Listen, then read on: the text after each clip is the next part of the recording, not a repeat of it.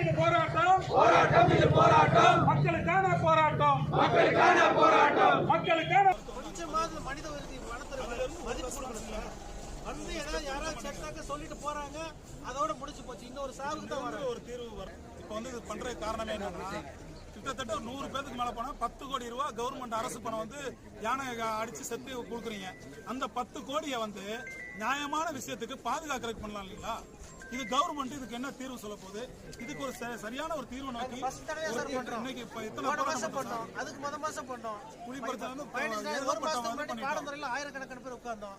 15 நாள்ல யானையை விரட்டுறோம்னு சொன்னாங்க. கலெக்டர் வந்து நாங்க பிரஸ் ரிலீஸ் கொடுக்குறோம்னு சொன்னாங்க. ரிலீஸ் கொடுத்தாங்களா? ஒண்ணுமே இல்ல, அதோட முடிஞ்சு போச்சு. யானை அங்கேயே தான் இருக்குது. டெய்லி எனக்கு போன் வருது, அவங்களுக்கு போன் வருது.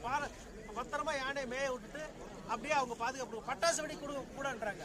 ஏன்னா யானைக்கு பட்டாசு வெடி திறந்து கூடாது தடை விதிச்சிருக்காங்க. எப்படி யானையை வெட்ட முடியும்?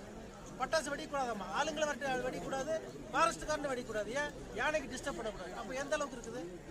இப்போ எப்படி பண்ண முடியும் சார்? நாங்க யார்கிட்ட போய் முறையிடுறது சொல்லுங்க? புலி கரடி கூட்டம், யானை புலி கரடி கூட்டம், யானை புலி கரடி கூட்டம், யானை புலி கரடி கூட்டம், வேலை